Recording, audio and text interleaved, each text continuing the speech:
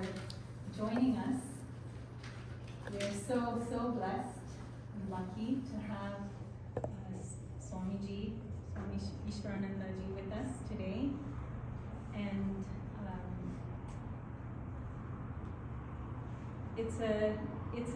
this gathering is something that we have been long waiting for. After launching or opening the center last May of 2024, one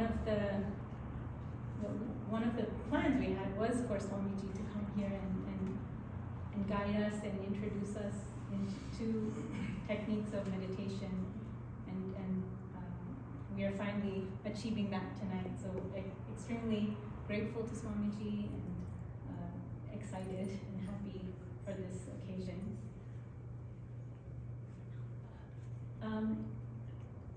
Before we begin, I'd like to ask if everybody could please silence your cell phones.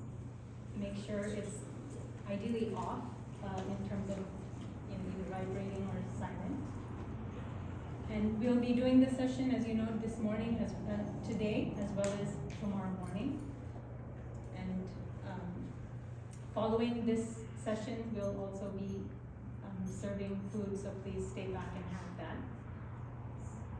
And as we begin, we will actually have my nieces, Shreya and Ramya, sing a song that if you were here with us last year when we opened the center, we also passed out this pamphlet, and there's a song by Sri Sadhu Om, who was a disciple of Sri Ramana Maharishi.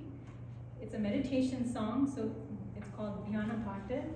And Shreya and Ramya, we request you to come, maybe sit here in the front and okay.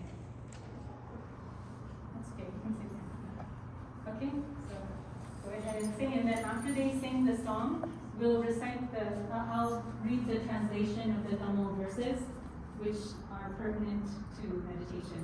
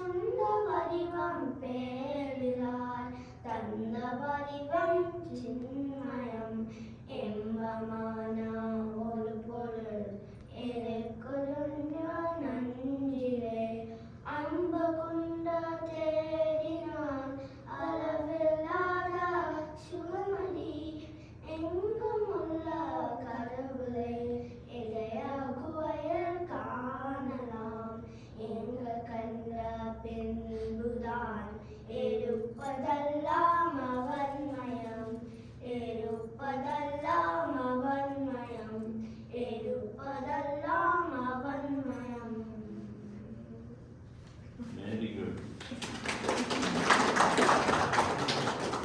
Thank you. Okay, I'll just quickly read through. There's 10 verses and I'll go through them. 1. Close your eyes and sit erect.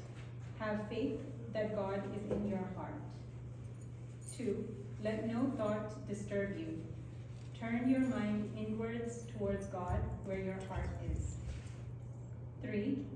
When thought of the world enters your mind, thought of God disappears. 4. You must be steadfast in the thought that God is in your heart. Lovingly seek Him in your heart at meditation.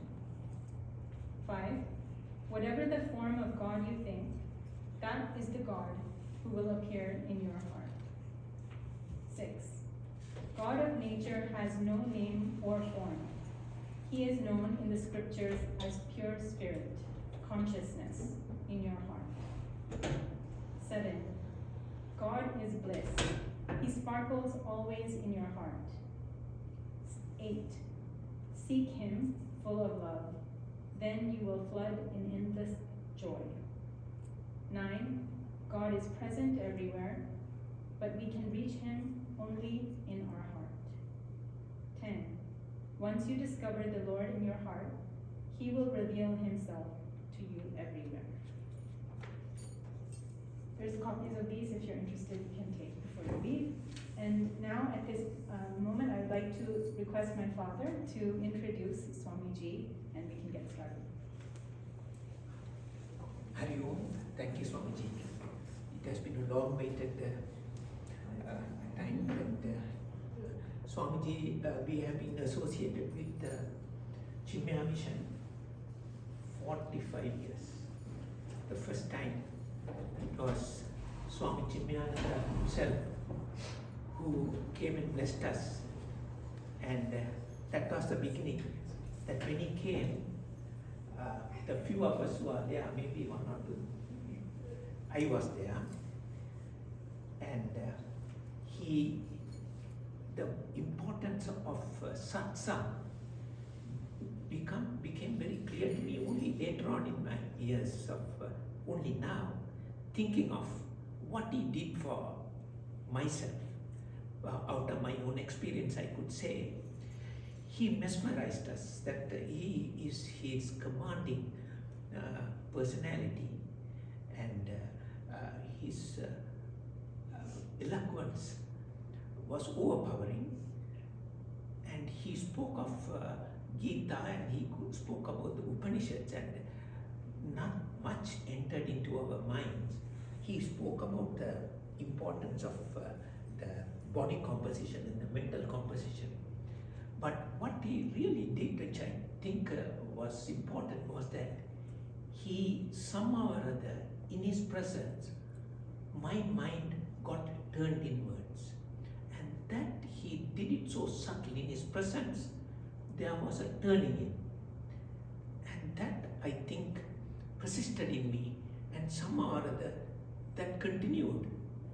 And that is the importance of satsang, having Gnayna, the great saints and acharyas who visit us. They give us that presence that will make us to turn inwards. And it is this that Swamiji, he has been associated with us for the last 20 years. He would come every year, and we have had so many sessions until the COVID came, and that kind of interrupted. For 4 years we lost him, and somehow or other we are so blessed that he is here with us. And Swamiji, we are so thankful.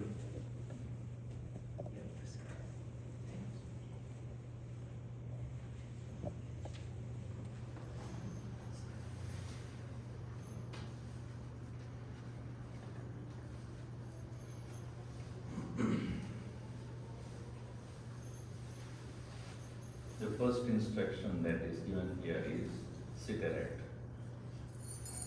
and close your eyes. We'll do that first.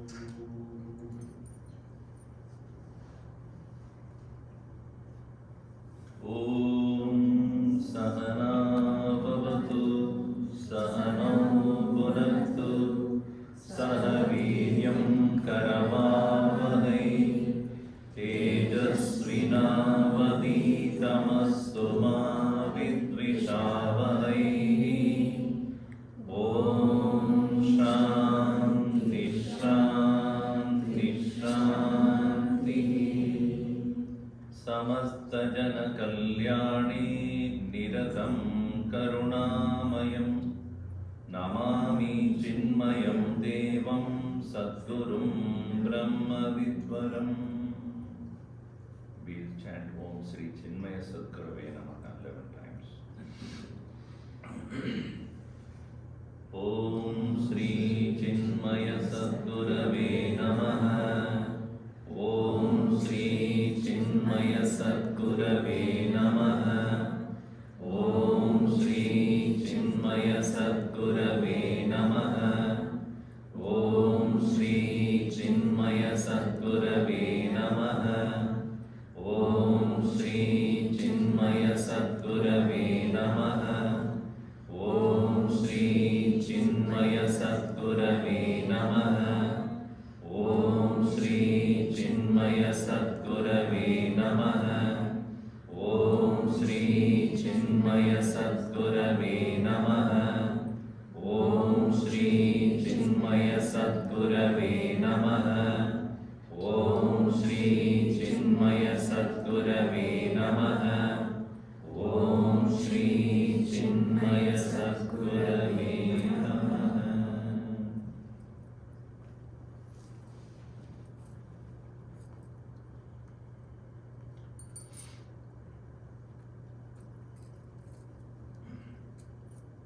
At the beginning, I'd like to thank Padmaraja and his family for inviting me to speak to you all this evening and tomorrow.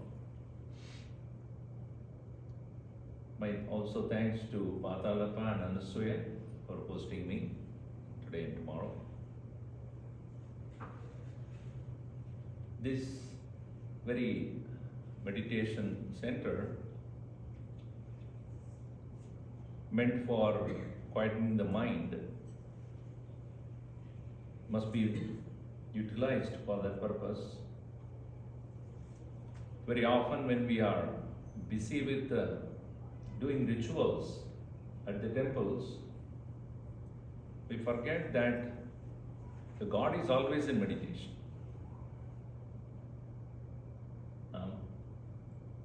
Especially Bhagavan Shiva, you look at him, he is in the state of dhyana, meditation. All gods bless us in that state, provided we also tune ourselves to that. But usually when we go to temples, we get so busy with the chanting and the mantras and the rituals. No doubt they are necessary. And we take the prasad and just run away. Instead of that, after you visit the temple, come here, sit quietly for at least 10-20 minutes. If more than that much time you can sit, it's good for you. Calming the mind is very important to today's world of so much of stress. And this next generation of people are more stressed than us. At least we have escaped quite a bit. But the next generation has more competition in every front, and they require mental rest more than anybody else. Because we do find the demand is high in their schooling, their school system, university, professional world. So we must inculcate that very habit of, I used to say, do nothing. In fact, I recently published a book called Pujas, Orange Juice to Awaken the Soul. The last chapter is how to be not afraid of doing nothing. And today, many reports have come in many different parts of the world. The best way to quiet the mind is to do nothing. And that is a dangerous proposition for many people. How do we not do anything, Swamiji? what should we do to do nothing? Alright, do nothing. Now, what to do nothing? That is our question, because we are always doing and doing and doing and doing and doing. And if at all we don't do anything, we'll go to sleep. We are being programmed like that.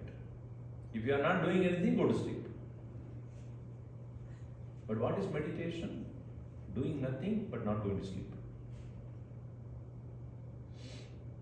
Sometime back, I came up with a book called Silent Search.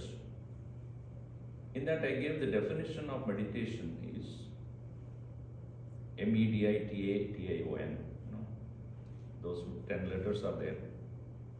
Mind engaged deeply in total awareness transcending its own nature. MEDITATION. That is the crux of the whole thing. Mind engaging deeply in total awareness transcending its own nature. So in these 2 sessions that we have today and tomorrow, we'll explore this. Swami Chinmayana, my master, and many of you also have either met him or heard him speak in the video sessions, etc. He was fond of this particular chart. Some of you may know about this. Anyway, I will introduce this to you all. He actually had done the analysis of human personality. So to say, he had diagnosed the human personality. And he had said, we always are busy with only 3 important channels or activities related to body, B, it's written as B here, bodily activities, or activities of the mind, or activities of the intellect. In Sanskrit it is known as Deha, Mana and Buddhi. Those kids are to be taken care of. Hopefully they are not falling away. They are standing on the parapet. So, the body, mind and intellect, if you look at it from morning till evening, what are you busy with? With the physical body activities, starting to think, what is for breakfast? When do I have breakfast? Prepare the breakfast. Then lunch, then dinner. And if you have finished breakfast, next is what? What are the things I need to do for the day? If you are a housemaker or a domestic engineer, then you have to think about, preparing the children, get ready them for the school. But if you are a person who is a professional working outside, then you have to go to the workplace and start meeting your clients, talking to them, thinking about new products, whatever. And we are using our buddhi or intellect for making decisions. To do this or that, to make this or to do that, to go here or not there. So essentially, we are busy with these 3, body, mind and intellect. This is a simple analysis you all can easily understand. And he also explained what is the function of the body. Body's function is to perceive objects of the world. BPO. Body perceives objects. Perceive means encounters, coming in touch with the eyes I am seeing, with the ears I am listening, etc. So things in the world are called objects. What I smell, what I taste, what I touch, what I hear, they are all objects. You are also an object for me, and I am an object for you. Because you are seeing me, you are hearing me, I hope. Right? So you are using your body to experience the objects. When you go to the temple or go to a movie, you are watching the movie all right, but at the same time you are using the mind which is filled with emotions. Right? So a mind feels emotions. Correct? MEF. Mind is that faculty in us which is continuously either remembering something happened in the past about which you are emotional, or what you are encountering somebody whom you like or don't like, emotions. And you feel like eating something, emotions. Thinking about what had happened some time back, emotions. Right? So we are actually having, please come this way so that it doesn't cover the entrance. Lot of emotions that are there. In fact, most of our daily life is filled with a lot of emotions. Whether watching the movie, there is an emotion. Thinking about the masala dosa, there is an emotion. Yeah, it is, feeling. Then opening an album, what happened during the time when you got married, emotion. I don't know whether it's positive or negative, that's I don't know. And then you remember some instances that happened, that emotion. When you're calling your parents back home, or you are meeting with friends in a party, emotions. Joy, happiness, anger, passion, lust, greed, jealousy, all this whole gamut of experiences. That's what the mind does. Very rarely we use this intellect when we are in the learning process. You're learning a new skill, or you're listening to an event like this, when you are started to use your ability of the intellect to digest certain ideas, new ideas are coming, old ideas are questioned, new thoughts are brought in, new possibilities of thinking, new ways of understanding. And when you read a book, you are actually taking the author's ideas into yours, evaluating whether it is right or wrong. That is here. That is called intellect. Intellect, thoughts, thinking the thoughts. So he basically said, this is the human personality. We are using the body to perceive objects, using the mind to feel emotions, and using our intellect to think the thoughts. And as a human being, we are more developed in these two areas. While animals, most of them, do not have the ability to intellectualize their ideas. They may be emotional, but they cannot judge, they cannot discriminate, they cannot make decisions effectively. We constantly learn, and every learning decides or changes our decisions. This is a human evolution. But I don't fully vouch for it, because 2-3 days back I saw one news item, very interesting. One gorilla in Indonesia, I don't know how many of you know this, it got into a fight with other gorillas, and it got hurt in this area. It was kind of very deep wound. Blood was coming out, and the forest officials watched it, kept on observing what he does. That very gorilla went to certain herbs or the plants, picked up them, squeezed them and put it here. And also consumed it. Within a week, completely healed. Now tell me, what is that? Intelligence. Those have ability to observe, understand and practice. Where did they learn? So we proudly say, oh, human being alone has intelligence. No, sorry. They also have, but we don't see it very often. So anyway, coming back to the point, so with the body, mind and intellect, we continuously engage in this world. All of us. From the time you are born till the time you die, constantly, or in everyday life, morning you wake up till you go to bed in the night, continuously we are busy with these three equipments. We continue to perceive, continue to feel, continue to think. Now, the next question is, how is that each one of us are not thinking in the same way?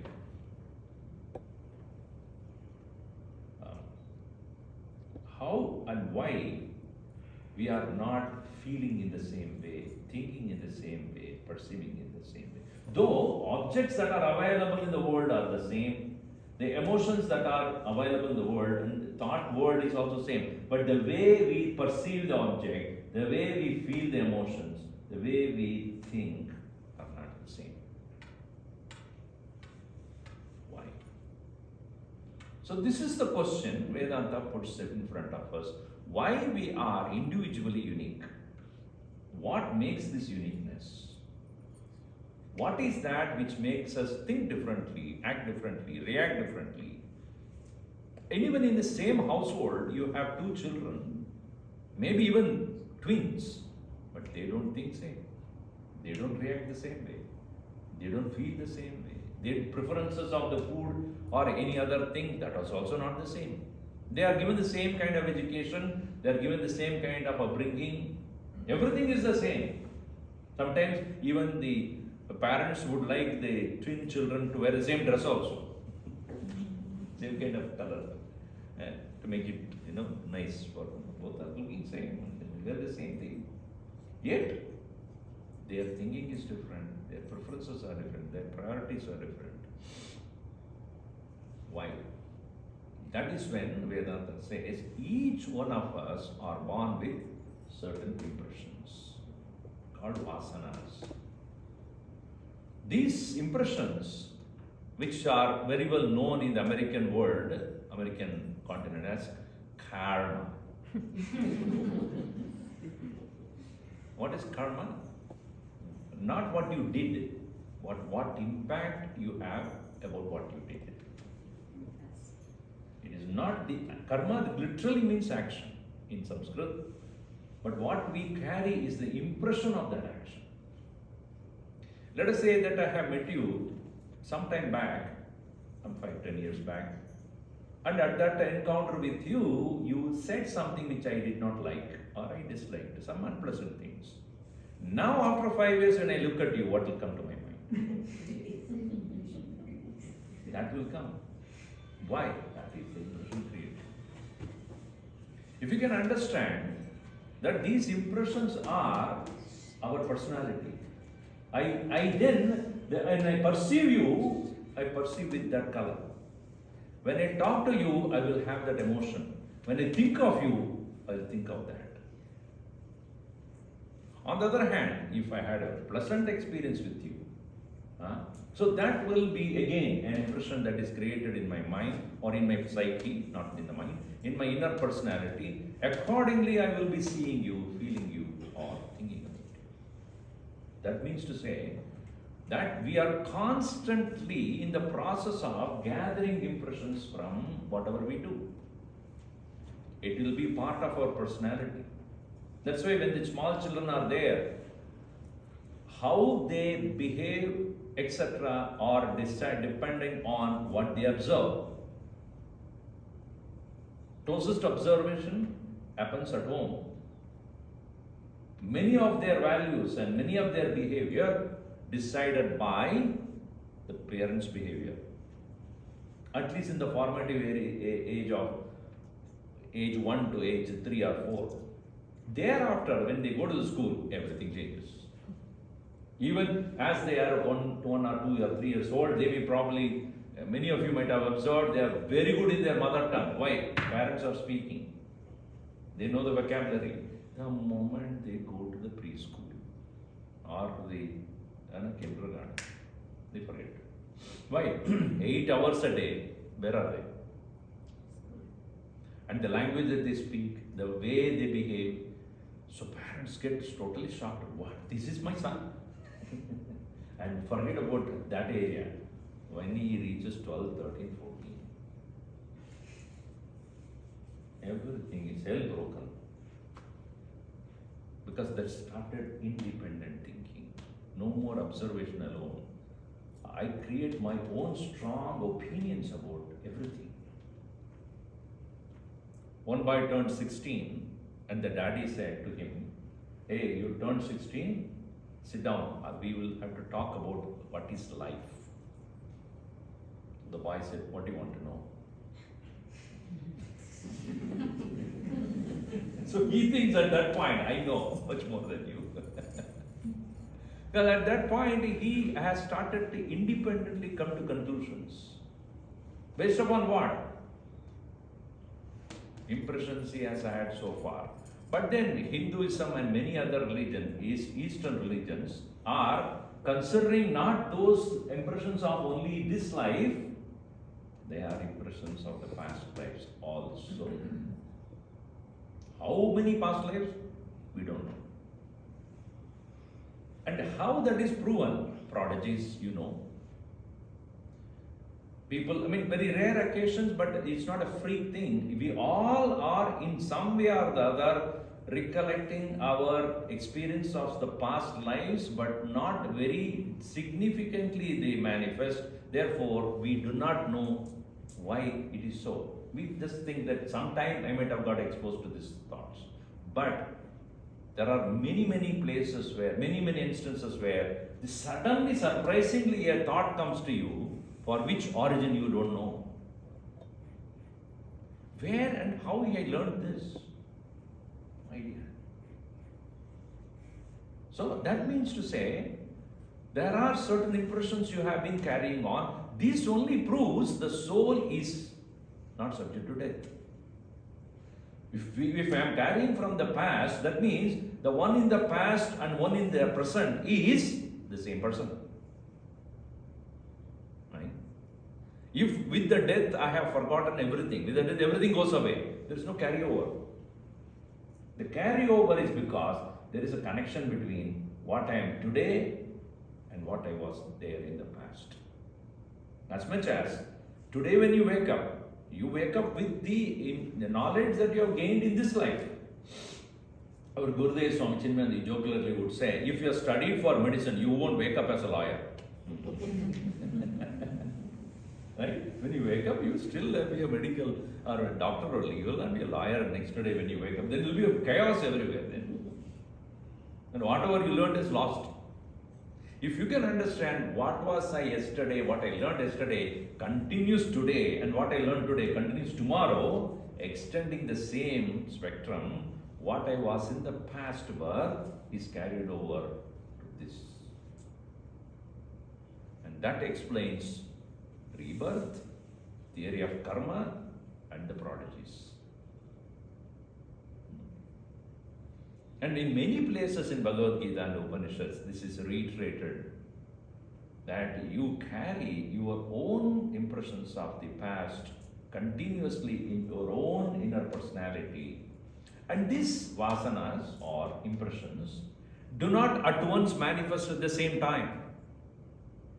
That is why many of you parents expose your children to many skills. Sometimes you take them to tennis class or the taekwondo or the dance class or the music. Not that the child will be interested in all the things that you expose them to. It may be two of them, as I said, in your own household, the two children. One may be very good in something, or he will pick up that, another will not. He will pick up something else. Why? And what causes that? One may say it is DNA. Yes, same DNA only. It's because of the impressions of the past. So, we do get exposed to very many different experiences in life. Because of our past impressions, we may start to manifest those very significantly over others. Or also that we pick up on the way during this life itself certain habits, certain traits, certain values. They also become part of your personality. Now, that is the reason why each one behaves uniquely. Though physically we are all the same. After all, what is that? The body is combination of 5 elements, right? Earth, water, fire, air, space. What else? Or chemically, if you look at it, calcium, carbon, and all that varies so many things. That is all the body is. Physical body is our body, as our human bodies or any other. It's a combination of all these things only. So there is nothing unique about it. What is unique is this impression which is expressed in the form of our emotions and thoughts. Therefore, this is called a gross body, this too is called subtle body, and this is called causal body. Causal body because it causes the experiences here, and with the gross body we will externally manifest. In other words, you see me as a physical body, right? I see you as a physical body, but you know that you are more than that. Are you not? Are you just a physical body?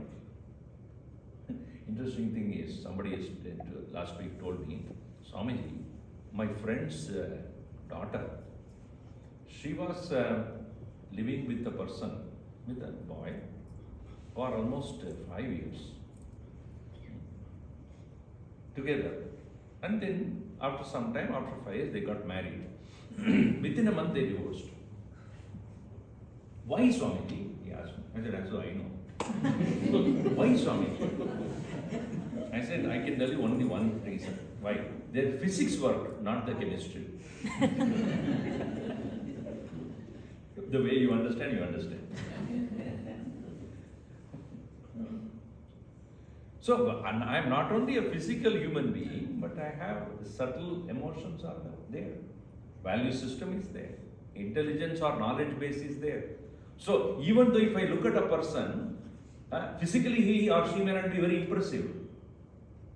But only when you interact with a person, you know how much that person has studied. What fine emotions that person has.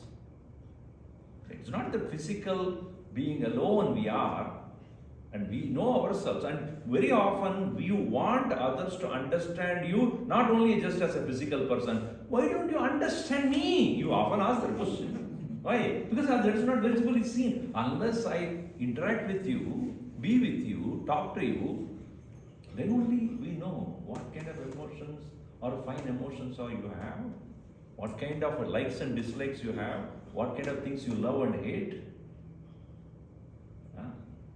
What are kind of a knowledge base you have, what you know, how much you know, how deep you know. So we are just physically are seen as whatever we are. But our inner personality is really the one which decides our being.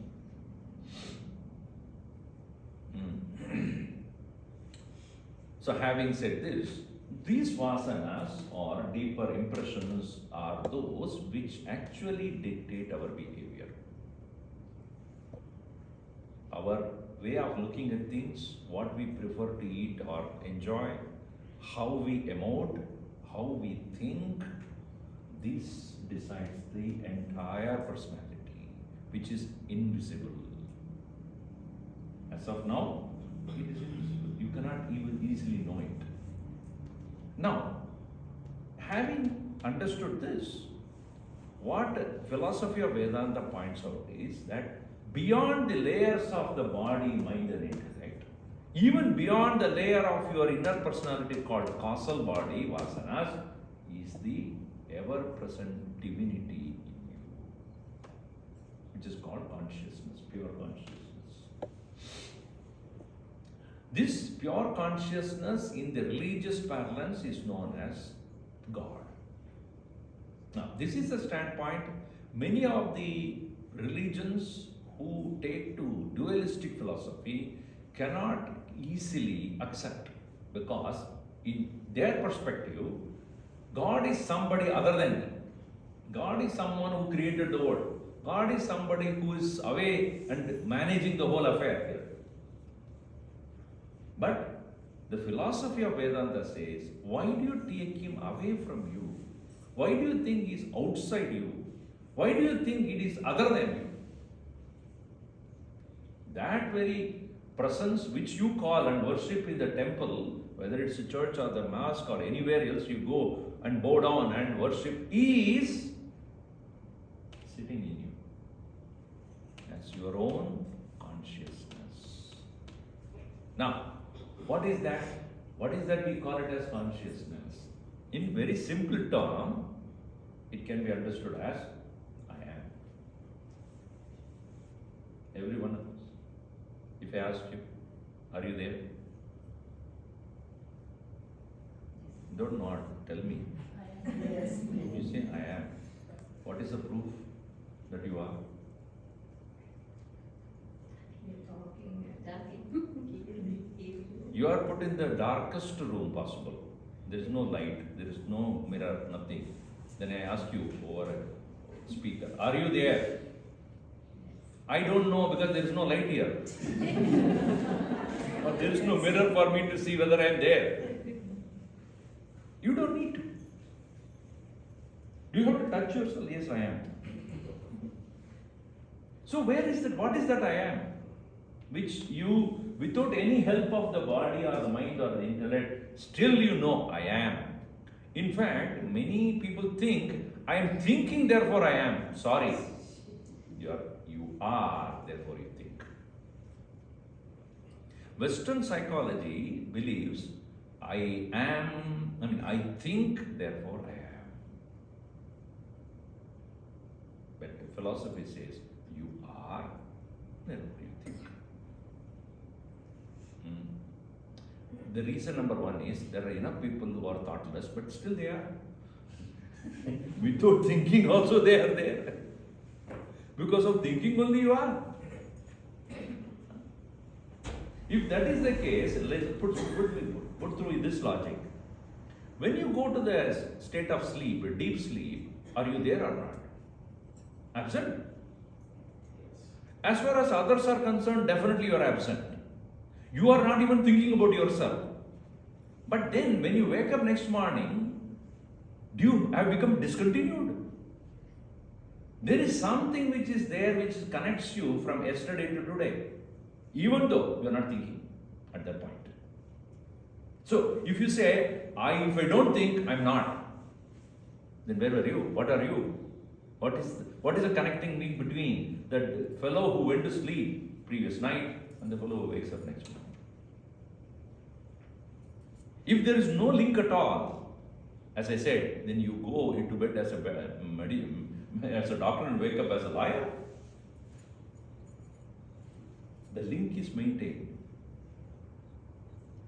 There is a subtle aspect of you which is awake to wake you up. Many people say, I wake up because the alarm goes on. Many of us think that way. But actually it is not true.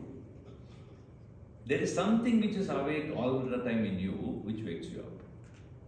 Because you are born to experience your vasanas. You are not going to escape that.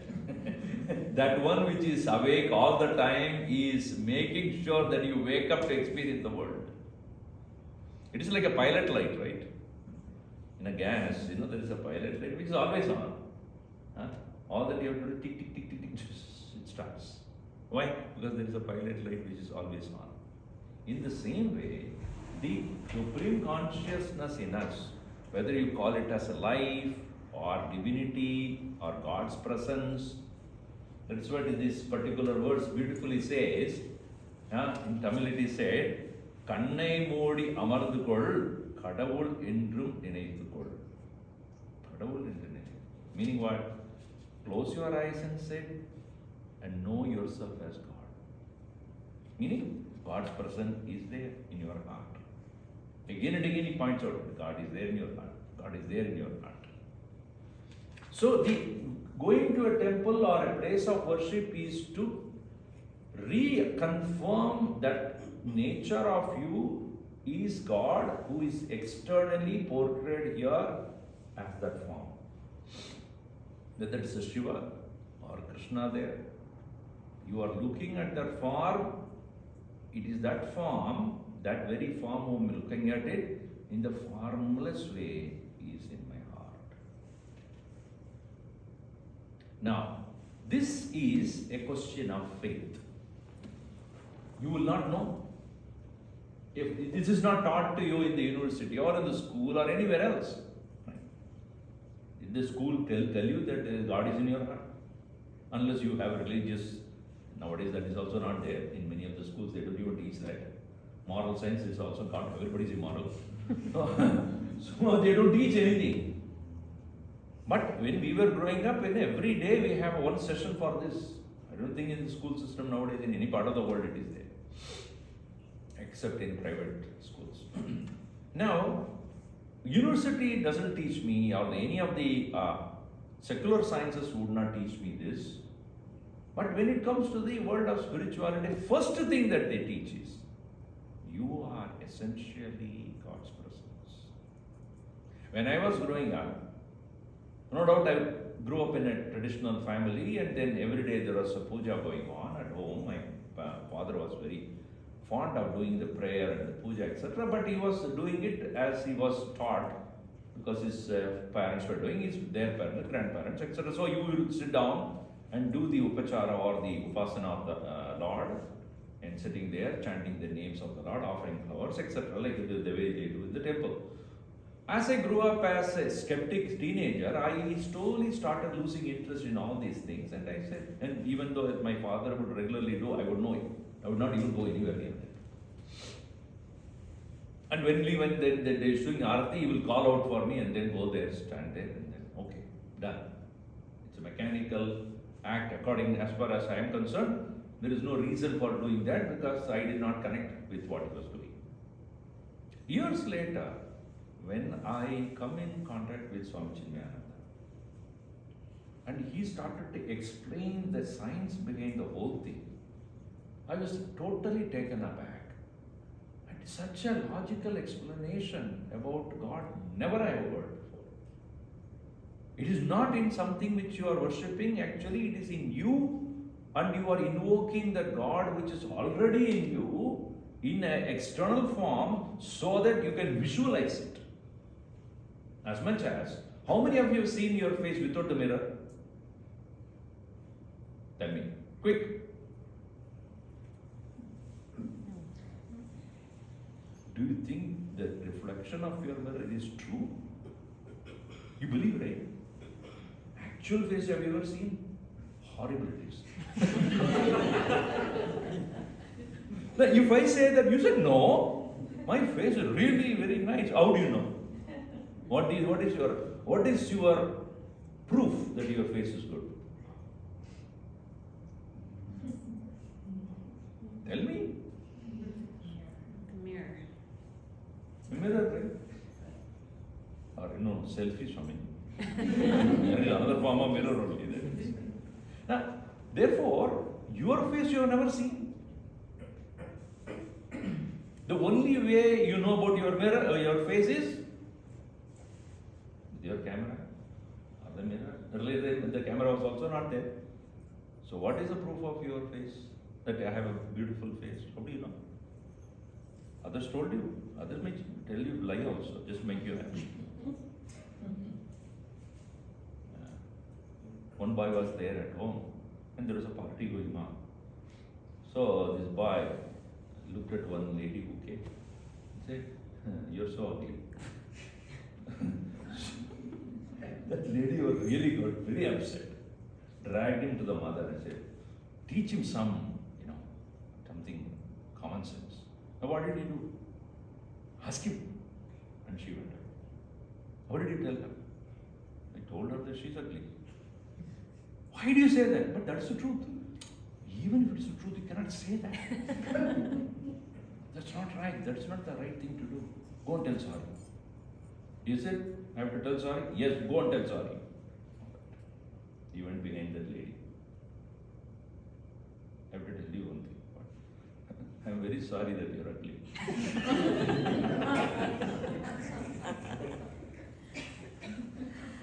They are very innocent. They will just follow the rules. Now tell me, unless I have the mirror to reflect my face, do I know my face? No. Correct? In the same way, what is there in us as pure consciousness? We have no way of knowing it by itself. It is not perceivable thing. Therefore, religion brought the concept of worship of that same consciousness in the form which is most pleasant and beautiful for us, to only to focus on that.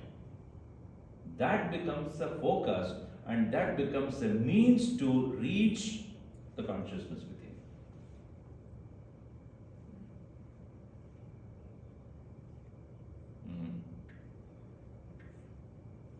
If we can understand this, this is how Gurudev taught. I was totally taken aback. I never knew that this is the very idea behind worship of God.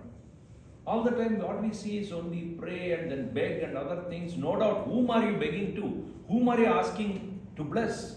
The God who is in you and the God who is there in all of us. And it is found even in the nature, as the sun, as the moon, as the trees, as the plants, as the earth, as the water, as the fire. Entire creation is endowed with essentially the presence of God. Nothing is spared. So, if anything I want from the world, who can give me? The one who is behind all. See, if I want to get a thing done, I collect a number of people. So let's say this building is going to be built. You think that one person does that? No. He has the idea. He calls for a group of people. Why not we do this? Let us invest something, and then let us call an architect. With his knowledge, he can start to put a design, and then he will go to a contractor, and then he will give an idea about how much it will cost and all that. So now you see, how many people do you think have worked on this? Can you even count it? Including the labor, including the number of material that are used, who made that material also. Think, bricks, mortar, glass, iron pieces, iron, what do you call, bars, and painting, carpet. So if you look at it, in this small creation of a thing, how many people are involved? Known and unknown. The world, think about the world. Not only this world, galaxies. Now we are only living in a small little 1 trillion probably of a whole creation. The cosmos is unimaginable. In every one atom particle of this whole universe, this is what is working. Like in you, it is that which works through the body, mind and intellect. When you smile at me, I know that you are alive. Correct or not?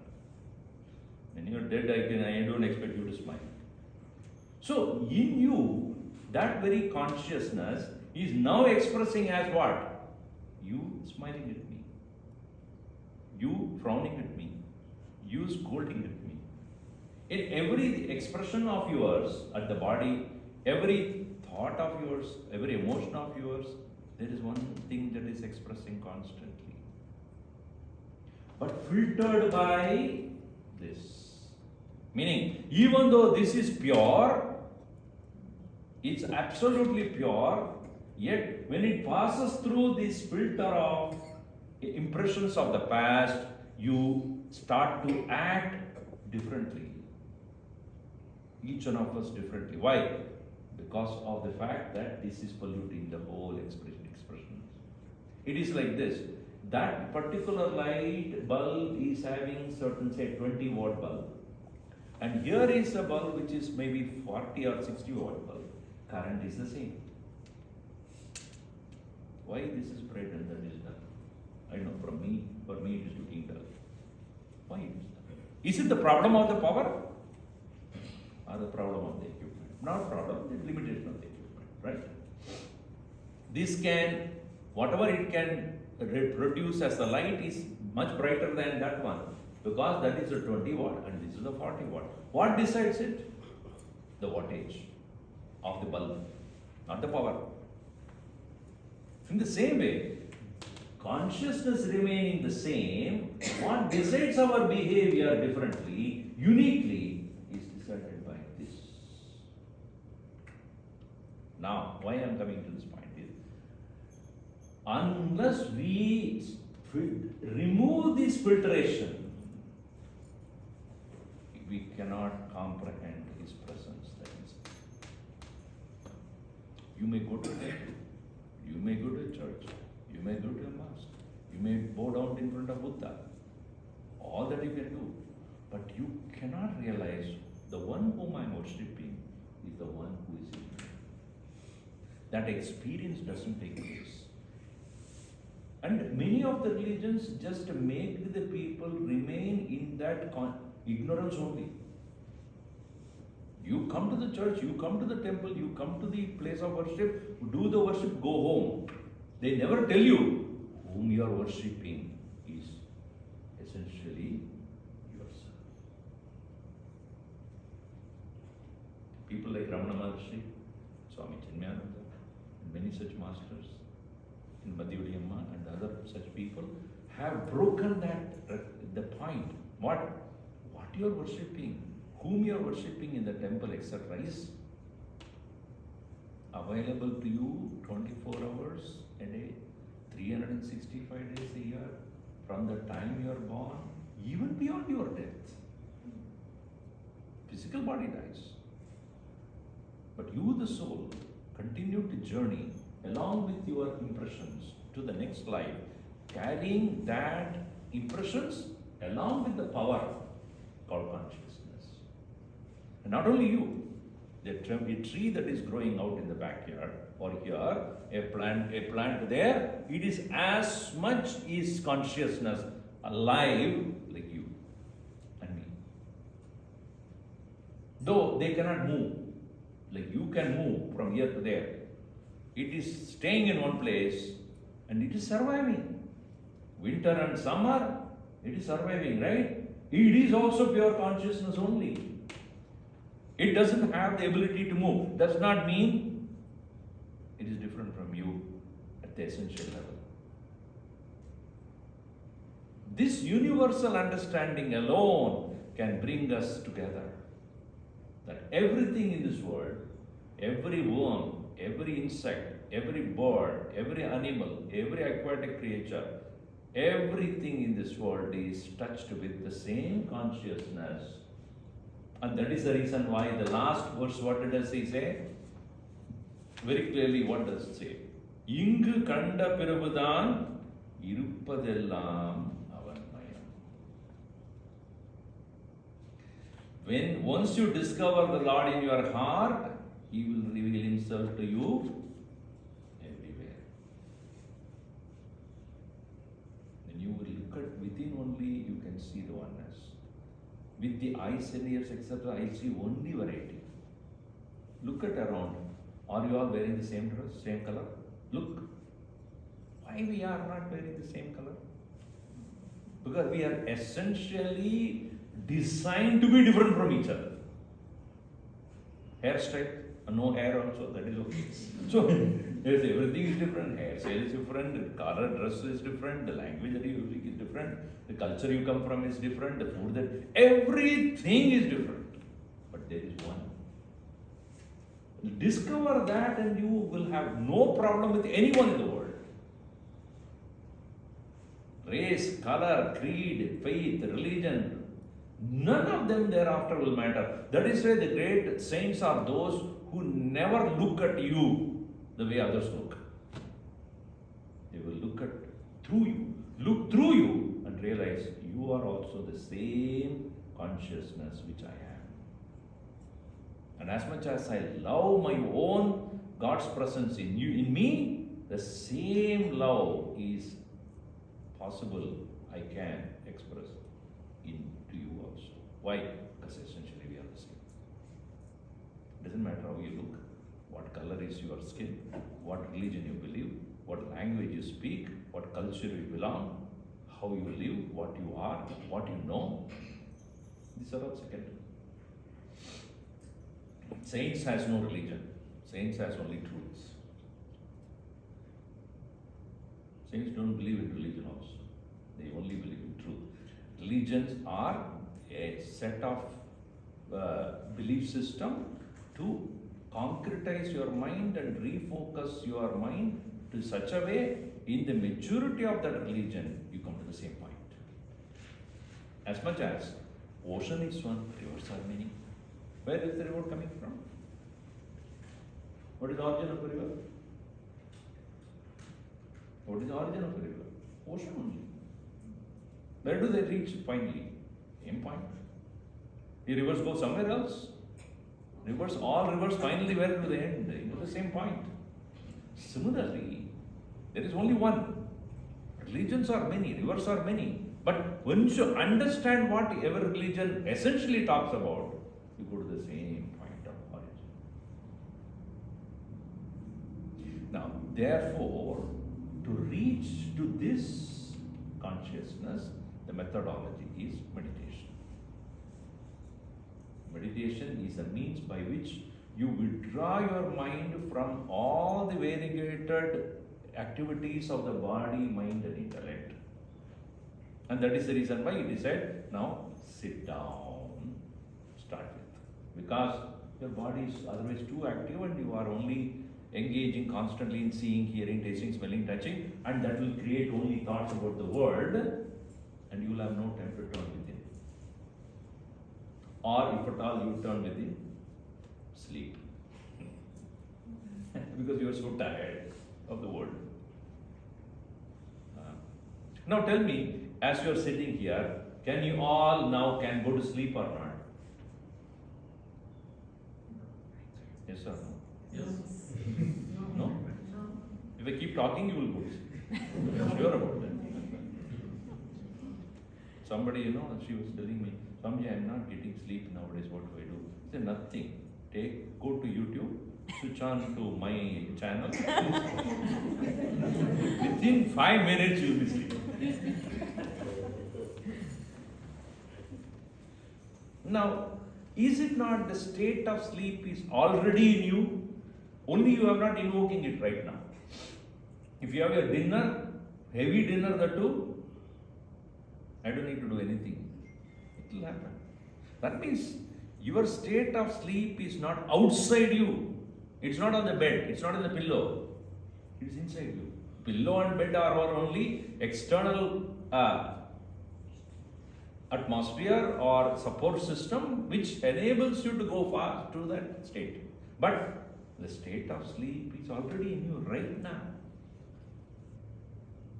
In the same way, meditative state is also already in you, even now. But we don't pay attention. For that, one requires some kind of guidance. For sleep, you don't need any guidance. You go to sleep. Even a small child without any guidance will go to sleep.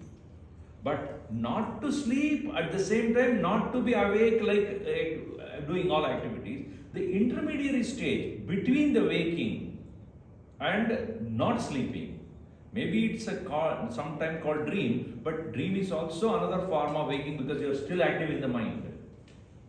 But the state where you are physically there sitting and mind is not engaged in any kind of its own fancies, at the same time you are not sleeping. This condition of bringing the mind to minimum activity, at the same time focusing on nothing else other than your own divinity within, this is the state of meditation, which by practice one can slowly gain access to. It is not overnight it will happen.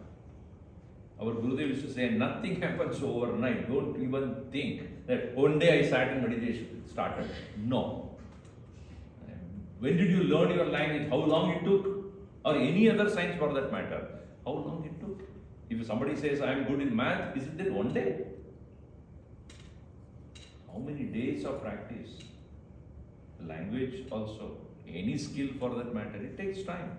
Similarly, meditation is a practice, no doubt. It takes time to get into that mood in which situation or in this condition you are not engaging in the world, seeing, etc. That's why Kannai Modi, first close your eyes. Meaning, see, interesting thing is only eyes you can close. Can you close the ears? Can you close the nose? You don't do that. You will not be alive. So, Eyes are the first distraction. You close that eyes because you're not seeing it. Then slowly, slowly withdraw all of them. There may be smell around, there may be some sound around, and even as you're sitting there, you cannot even, don't hold on to anything. Say, make sure that your hands are in one place. And if you couch, then you sleep. Therefore, keep your body erect and make your mind available fully for your own being. That is why the definition I gave, mind deeply engaging deeply in total awareness, transcending its own nature. Its nature is to think, to emote, to calculate, to decide. Those activities are kept aside. Now only engagement is deeply engaged in total awareness. Total awareness means the one consciousness which I am is the consciousness everywhere. See, when you were 4-year-old, 3-year-old, 2-year-old, at that time also if I ask that question, are you there? You had the same answer, I am. Whatever be the condition of your knowledge at that point, you might not have even started to go to school. You would not have had any other experience of the world. But is it not at that time also if I ask you, are you there? The answer is I am. And even now when I ask you when you're 60 or 70-year-old, what is your answer? I am. When you reach the deathbed also at that time also I ask you the same question, are you there? I am. So this I am has no conditions of knowledge. No condition of what you know, what you don't know. No condition of whether you are happy or unhappy, whether good or bad, right or wrong. None of those things affect it. Even in the most wanted criminal, it is the same pure consciousness. What is criminality? Here. That's why in Gita, Bhagavad Gita says, Krishna says, even if you are the most wanted criminal, if you turn your attention to me, you are a saint. Why? Because you choose to not to anymore dwell here. This is what is making us criminal or a saint. Why? The quality of the impressions because of which we express ourselves in the world. This decides how do we do that. And transcending this is what we do in meditation. Meaning quietening the body. Meaning sit in one place in an asana which does not agitate you, disturb you. Then withdrawing the mind from all the feelings and emotions and stop thinking about the world and the happenings. Turn your attention completely transcending to this point. So to bypass this, there are methods like chanting of Om, for example. And that is prescribed in our Upanishad that the most effective means to not to engage in the vasanas, bypass it and go. That is important because left to yourself, this will start again. Because left to yourself, you'll say, after meditation, I need to have coffee. After meditation, I need to have one more vada also. After meditation, I have to go. What are you doing in meditation? Thinking about what you do after meditation. That is what it does.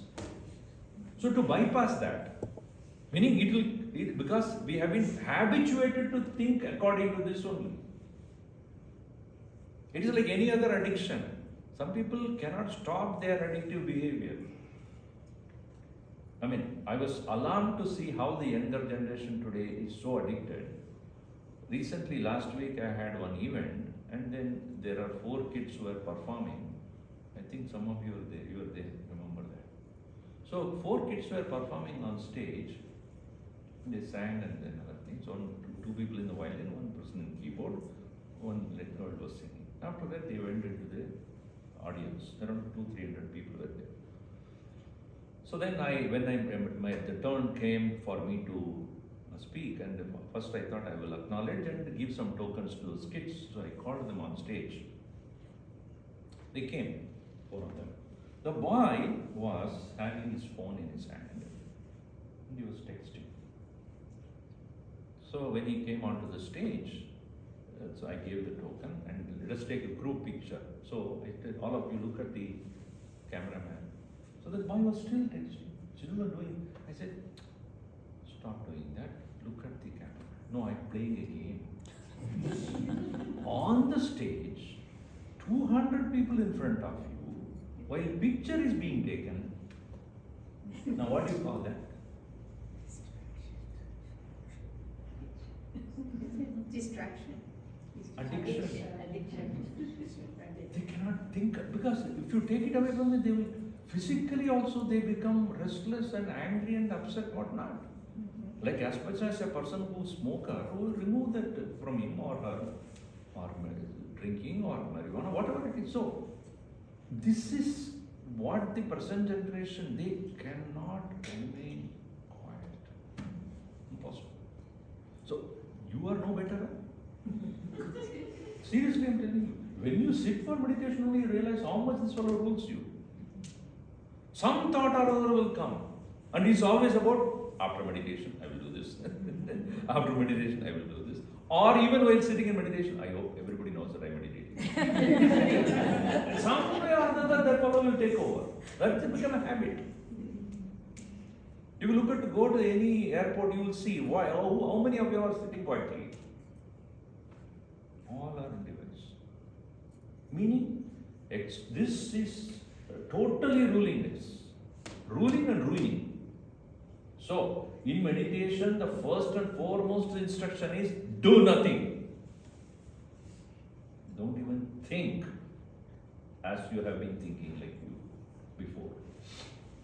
I am husband, I am wife, I am a brother, I am a sister, I am a mother. None of those things are valid at this point. You are a soul. That's all. Swami, 1 minute, let me finish and then come to the question answer. I am a soul. I am the pure consciousness. I am God's presence here.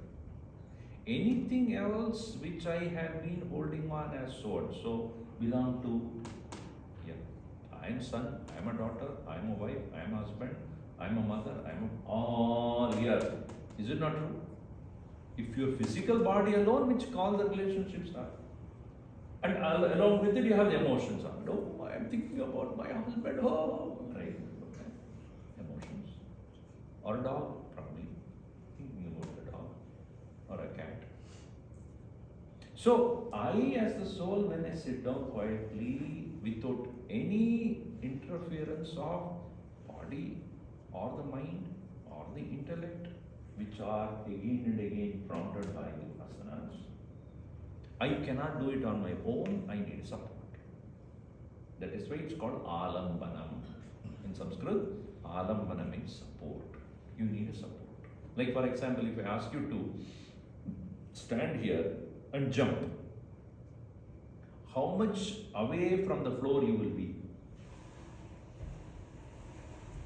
How much away you from the floor you will be?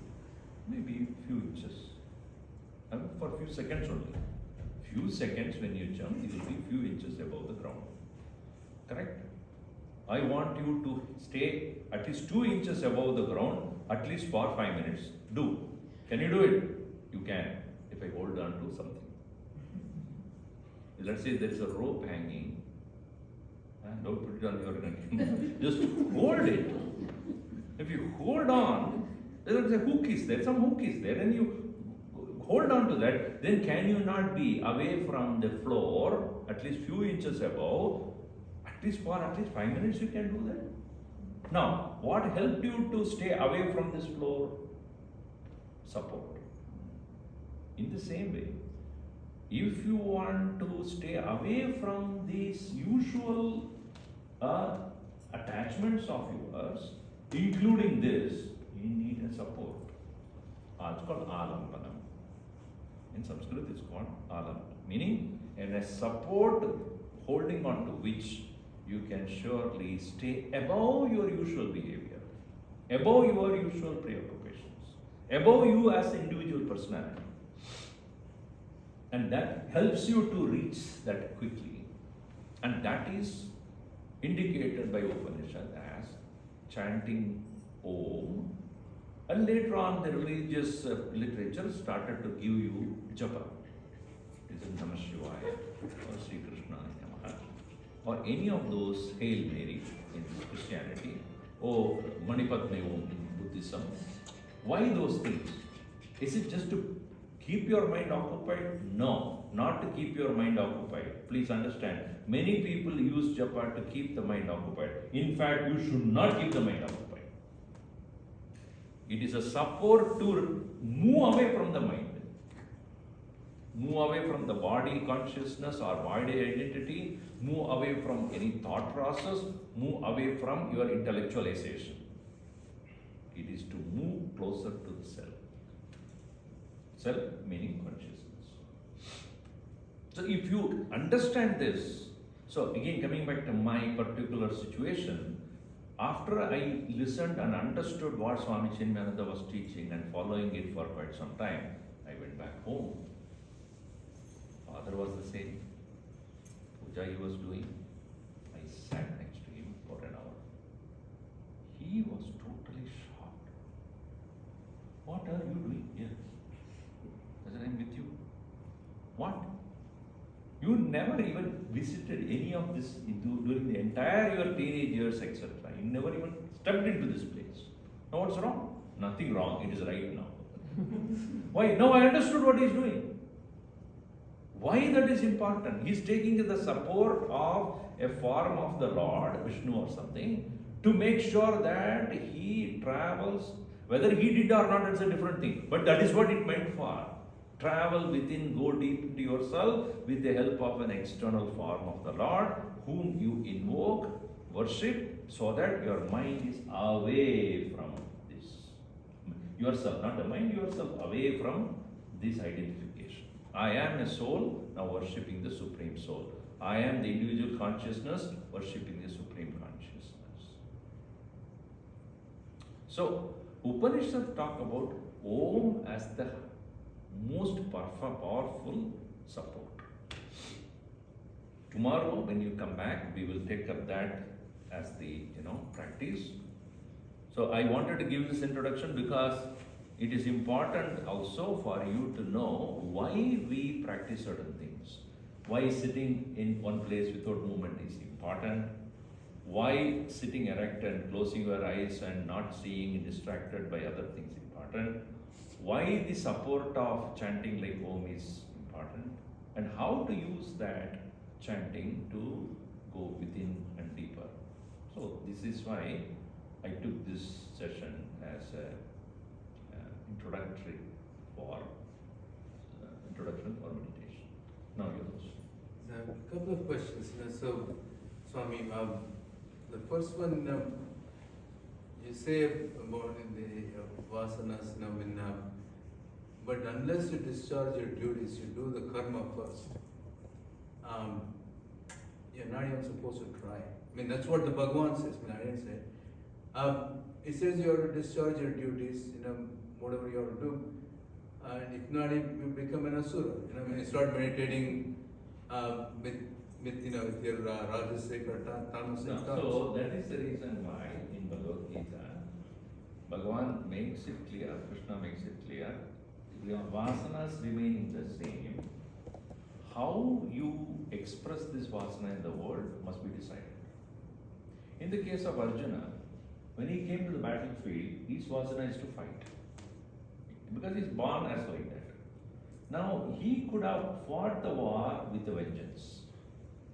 Kill those Karnas. They are the people cause of the problem. So you could have fought with a revenge as a rajasic person. Or you could have fought indiscriminately, violently, like a tamas. He did not think, or he did not have the option of fighting the war with sattva, which is totally out of his, his way of thinking. How can a war be fought with sattva?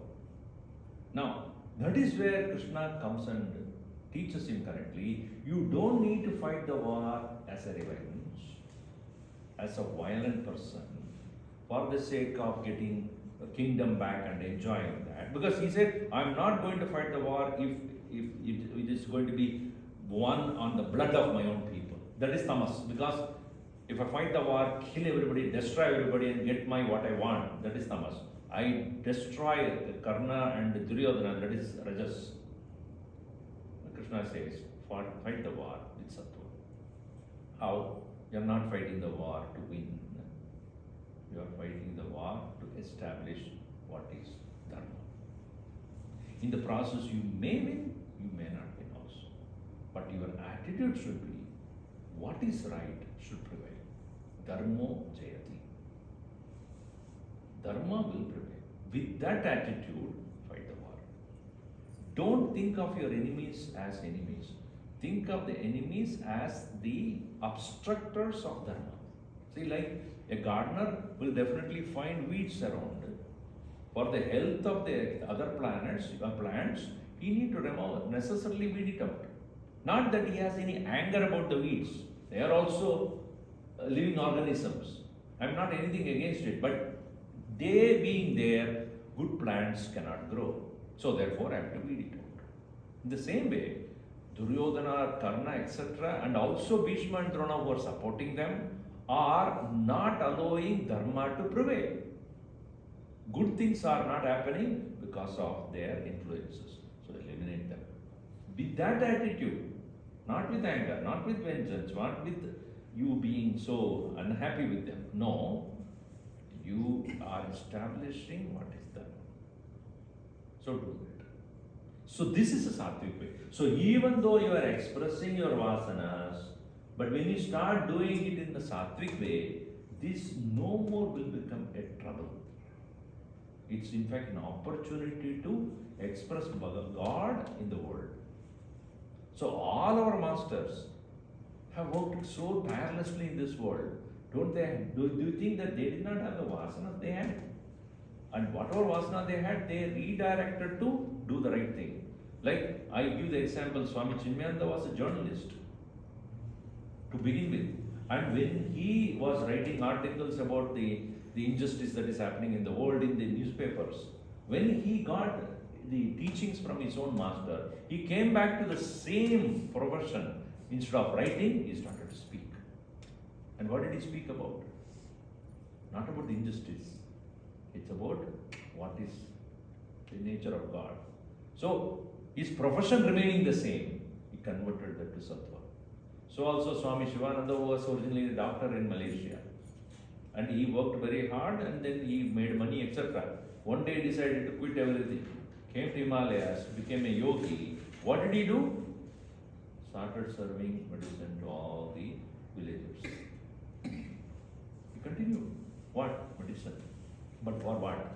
No more to make money, no more to build hospitals, only to help the most poor.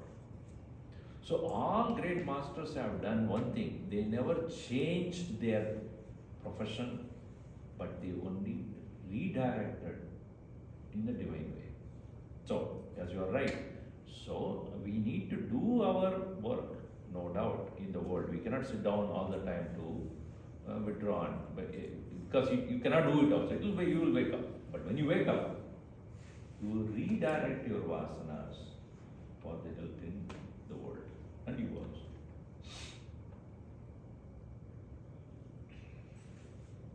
Could I ask one? When you're looking towards your Atman, how do you know you're not tricking yourself? When you meditate, I know when the great saints will say you will know, but since I'm not a saint or whatever. This was asked to our Ramcharitmanas, that are we not self-hypnotizing ourselves, Right. that there is something called Atman which we need to think about. He said, you are already hypnotized enough by the world, and you are de-hypnotizing yourself. Actually, let me give an example. Simple example. Like for example, you have been using iPhone or iPad, let us say. Some 15 years, 20 years back, it was not there. Correct? Is it not true that we cannot think of our life today without that? Are we not hypnotized? Think. If you don't have the phone, you feel so restless. Why? We are already made to think it's part of me.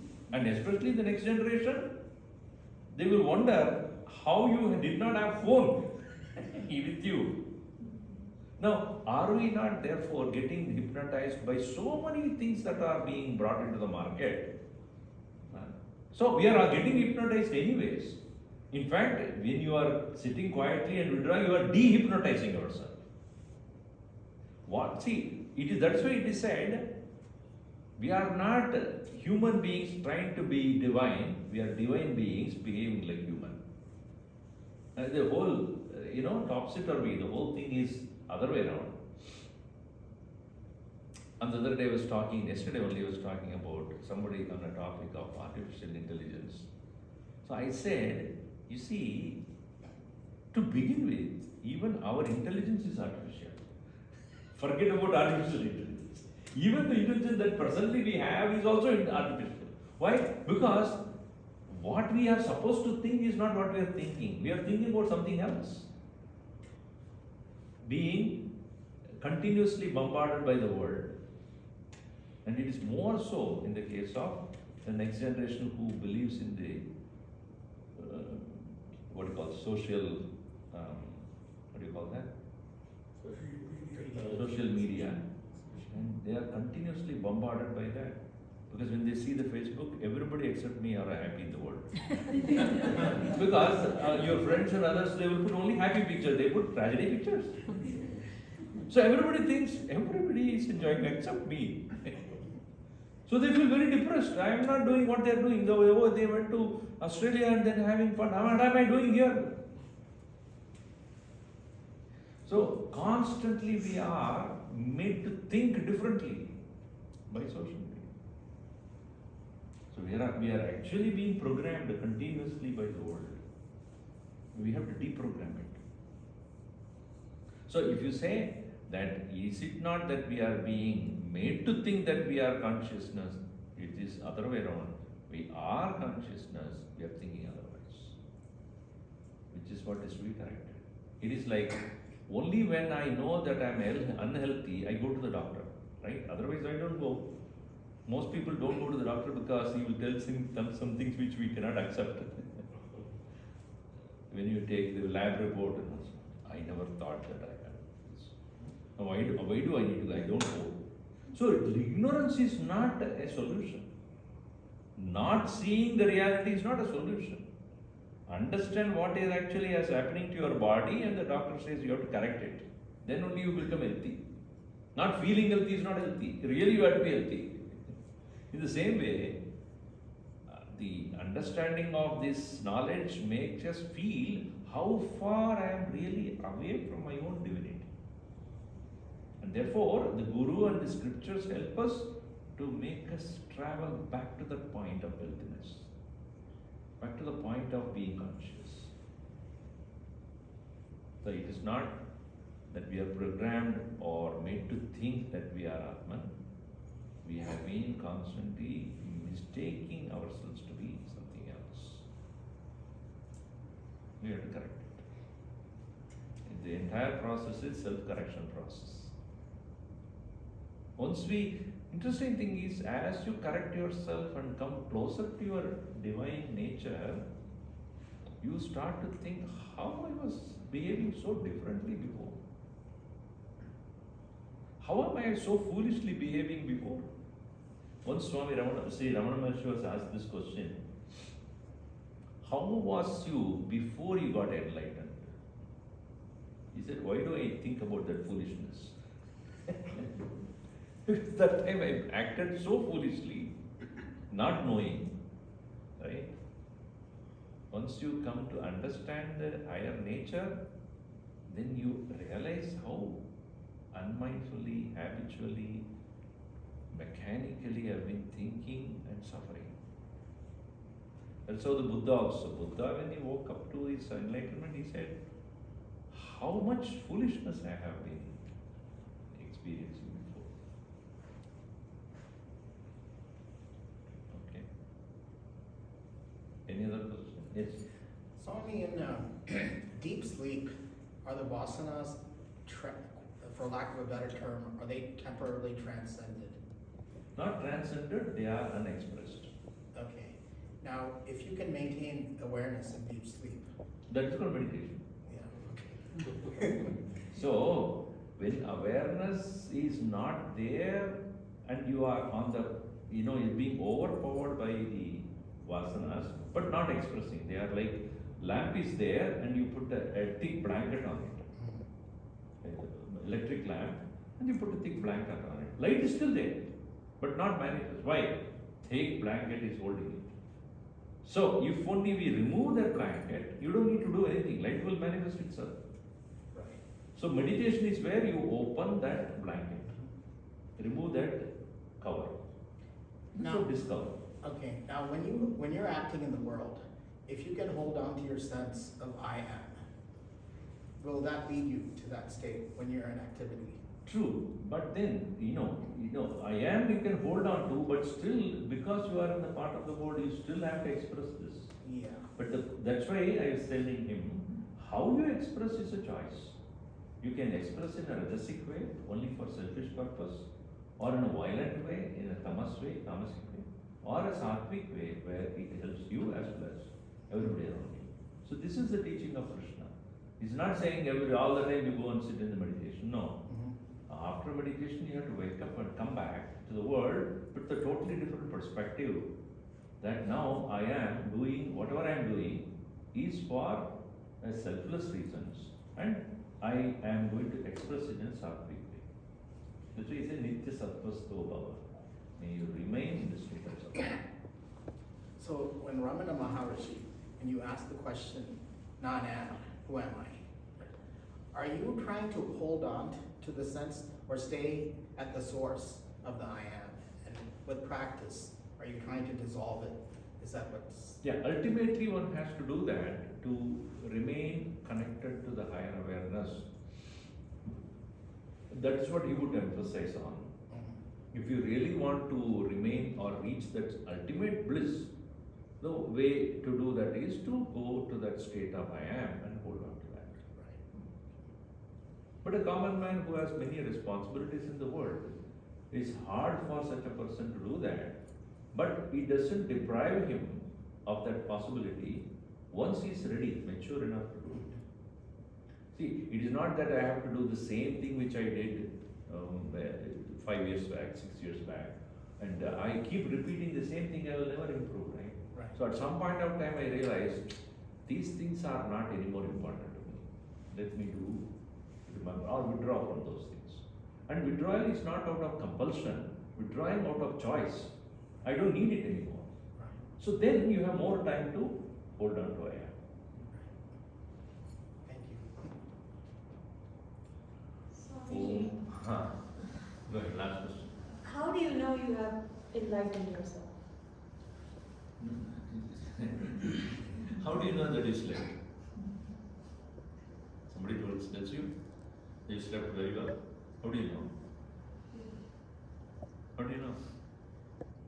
Feel rested. So in the same way, just like when I have slept very well, where my mind has become peaceful and calm at that, after waking up, knowing that I was not disturbed by anything, and so now I am fresh enough to, go ahead with my daily routine. In the same way, there is a self-experience that takes place which consciously you feel the inner calmness. Consciously, not like sleep where unconsciously you were calm and quiet. Now you become consciously know that how to reach that state of calmness whenever you want. Not out of tiredness, not out of routine. So the meditation or the self-experience make you capable of withdrawing yourself without any regret and remain calm and collected and peaceful whenever you want. So that's the progress you reach, slowly. In no external circumstances or situations dictate you to be what you want to be. You decide how to be calm and collected and peaceful despite whatever is around you. So that progress one has to make, and then progress will become very evident as you practice. It is like a musician, giving a mundane example, a musician who is starting to learn music or play an instrument, find it very difficult in the beginning stages because he's, let us say, keyboard. He's finding it difficult to know which one to go, and then you have become too conscious of. But after some years of practice, you don't even look at the board. Is it not? He's singing, closing his eyes, and naturally goes there. Right? In the same way, person who has become so adept in making the mind quiet and peaceful without any external support can reach a point of that calmness anytime he wants. Okay, we'll see more tomorrow at about 9 o'clock. 9 to 11. Before we conclude, we fondly remember Dr. Anil, right? Yes. Whose anniversary is coming very close in this week. 1 year. Huh? Yes, 1 year. Done. So who is a backbone behind this entire operation. Very well known doctor and very sincere devotee of the Lord. We just observe 1 hour silence in memory of Dr. Anil before we conclude. 1 minute, where is it? 1 hour?